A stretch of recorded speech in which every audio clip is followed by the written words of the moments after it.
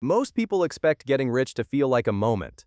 A single day where life suddenly looks different. The bigger house, the new car, the trip you finally book without checking the price. A balance in your account that makes you feel like you finally arrived.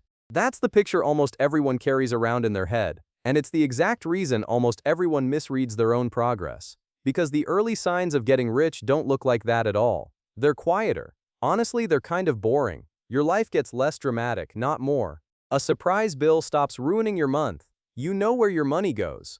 You say no to things you could easily afford. Your income climbs, but your spending doesn't chase it the way it used to. And because none of that photographs well, because none of it makes a good story at dinner, it stays almost invisible from the inside. This is the cruel part of how wealth actually builds. The version sold to us, the one in the ads and the highlight reels, is loud and sudden and visible. The real version is quiet and gradual and easy to dismiss. So people sit on genuine progress and feel like failures, comparing the slow, invisible reality of their own life to the loud, edited highlight of someone else's. They're winning, and they don't even know it because nobody ever told them what winning quietly looks like. And that gap between how progress feels and how it actually works is where almost everyone gets discouraged and gives up. They're doing the right things, the signs are there. They just don't recognize them because the signs were never loud. In this video, I'm going to walk you through 5 signs you are secretly getting rich, even if you don't feel it yet.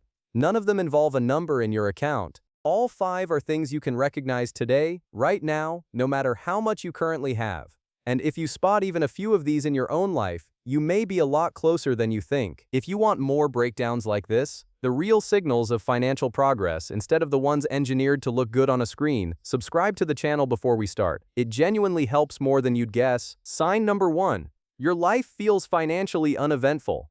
This sounds backwards, but it's one of the clearest hidden signs that the math is starting to work in your favor. Your weekends look quieter now. Fewer impulse trips, fewer expensive nights out, fewer upgrades bought just because everyone around you seems to be upgrading. You're not constantly hunting for the next thing to buy, book, or post. From the outside, that can feel flat, but here's what's actually happening underneath. You've stopped manufacturing expensive drama just to fill the silence. Your money is moving in the background now. Automatic transfers, regular investing, bills clearing on time. No big emotional moment, no announcement, just quiet motion while your life feels almost ordinary. And that's exactly why it's so easy to miss. There's no notification for it. Financial stability rarely feels dramatic. It mostly feels like less.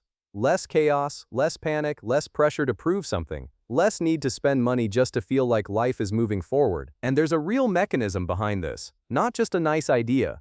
When your brain isn't stuck in constant survival mode, it stops reaching for the small dopamine hits that quietly drain bank accounts. Psychologists have shown that financial stress narrows your thinking down to the next threat, the next bill, the next small fire to put out. That tunnel vision is expensive because a brain in scarcity mode makes worse long-term decisions almost automatically. Remove the pressure, and the compulsive spending fades with it. You're not white-knuckling your way through discipline. You simply stopped needing the noise to feel okay. Think about what that looks like in a real life. Someone 2 years into this shift doesn't feel rich. They feel weirdly calm.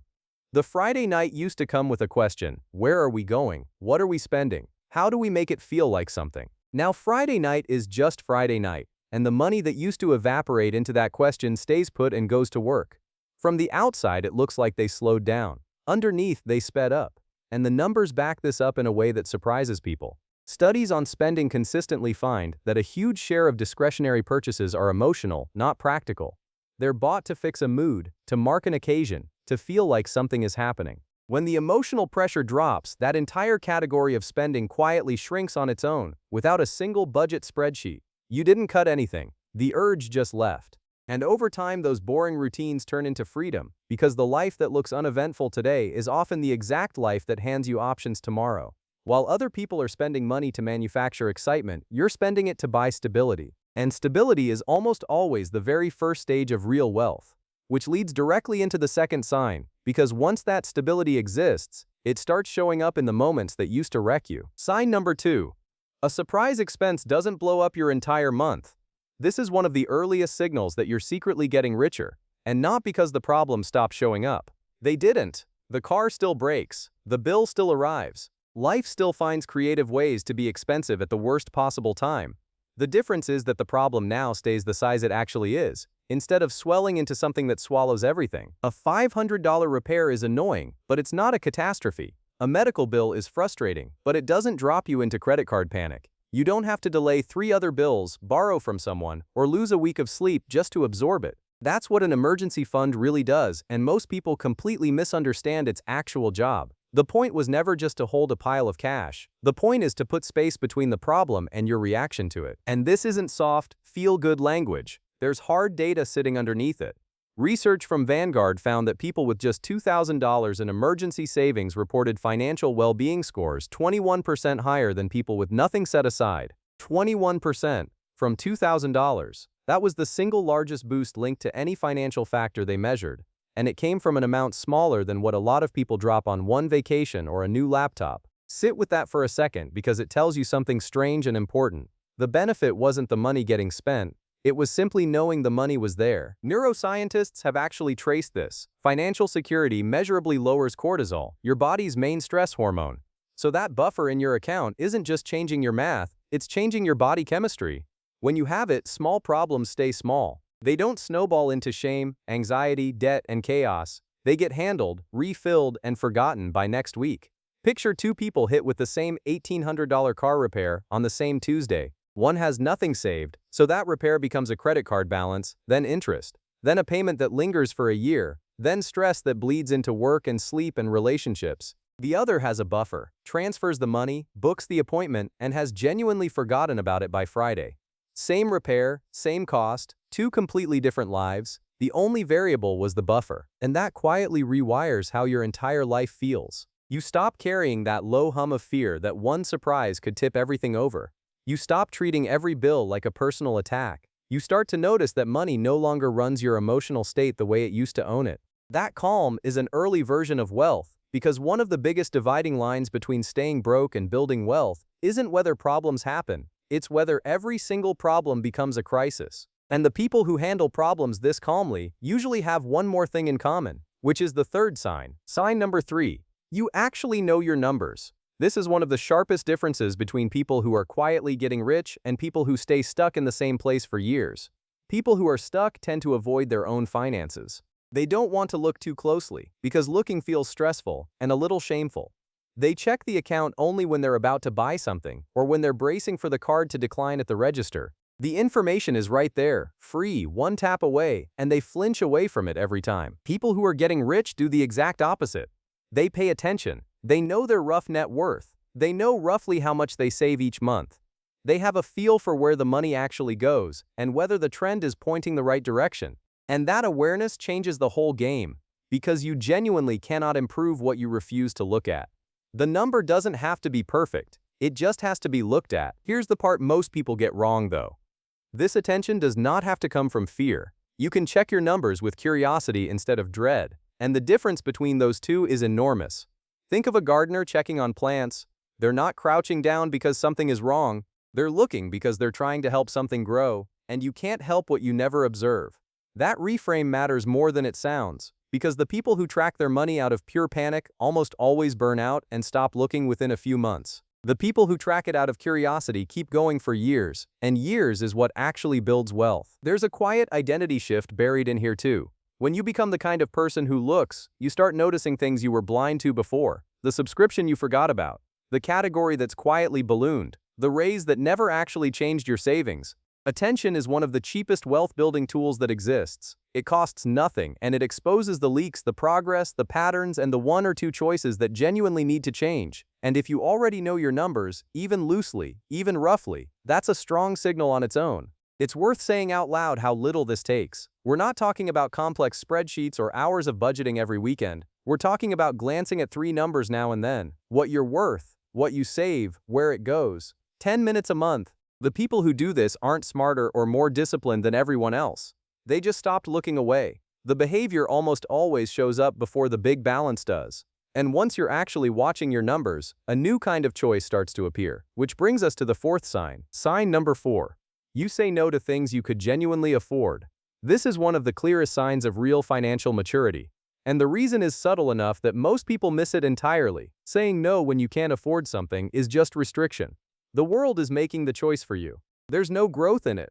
but saying no when you absolutely could afford it. When the money is right there and nobody would blink if you spent it. That's discipline. That's a completely different muscle. And almost nobody talks about how different those two things actually are. Maybe you wanted the new phone, the trip, the furniture upgrade, the nicer car in the driveway. The money was sitting right there in the account. You could have tapped the card without a second thought and nobody would have judged you for it. But you paused, and you asked yourself a quiet question. Does this actually move me closer to the life I'm trying to build? And then you said, not right now. That's not deprivation. That's choosing future freedom over present impulse, on purpose, with your eyes open. There's even decades of psychology research that lines up with this perfectly. The famous studies on delaying gratification found that the ability to pause between wanting something and grabbing it predicted better outcomes years and even decades down the road. And the key detail everyone forgets is this. It wasn't that those people wanted less than everyone else. They wanted the thing just as badly. They could simply hold the gap between the want and the action. People who are secretly getting rich learn to live inside that gap on purpose. They wait. They compare. They think about what that same money could do somewhere else, working for them instead of depreciating in a closet. And sometimes they still buy the thing, which is the part people miss. This isn't about never spending, and that's the part that trips people up. It's not deprivation as a personality, but when they do spend, it's a decision instead of a reflex. And here's the quiet payoff almost nobody mentions. The things they do buy, they actually enjoy because the purchase passed through an intention instead of an impulse. Reflex spending often comes with a faint hangover of regret. Chosen spending doesn't, so they end up spending less and enjoying it more, which is the opposite of what restriction usually feels like. That pause is quietly powerful because every single time you say no to something that doesn't fit your goals, you are saying yes to the version of your life where money buys you options instead of just more stuff to maintain. And all of that discipline eventually shows up in a single measurable number, which is the fifth and strongest sign of all. Sign number 5. Your savings rate is climbing alongside your income. This is the strongest measurable sign on the entire list because earning more on its own guarantees absolutely nothing. Plenty of people make more money and stay exactly as stuck as they were before, sometimes more stuck because their lifestyle expands at the exact same speed as their paycheck. That's lifestyle creep, and it's brutal precisely because it feels like success the entire time it's happening to you. You get a raise, the apartment gets a little nicer, the car gets a little newer, the subscriptions multiply quietly in the background, eating out stops being a treat and slowly becomes the default. And before you've even consciously registered it, that entire raise has dissolved into a more expensive version of the exact same life, same stress level, same ending balance, just bigger numbers flowing through. You earned more and you have nothing extra to show for it. This is the trap that catches people who genuinely thought a higher income would fix everything. But if your savings rate is actually rising, something fundamentally different is happening under the surface. And notice carefully, I said rate, not amount, not just the raw dollars you save, the percentage of what comes in. If you used to save 10% of your income, and now you're saving 15 or 20% as you earn more, that is a massive signal of real progress. It means your income is rising but your lifestyle isn't swallowing all of it. And that gap, the distance between what you earn and what you actually spend, is the real engine of everything. That's the thing that feeds your investments, your emergency fund, your freedom, and every future option you'll ever have. And here's where it starts to accelerate, almost invisibly, in a way that's genuinely worth understanding. Every raise that doesn't turn into a bigger bill becomes pure fuel. More money flows into assets that grow on their own. More money stays under your control. More of your income starts working for you around the clock instead of evaporating into lifestyle maintenance.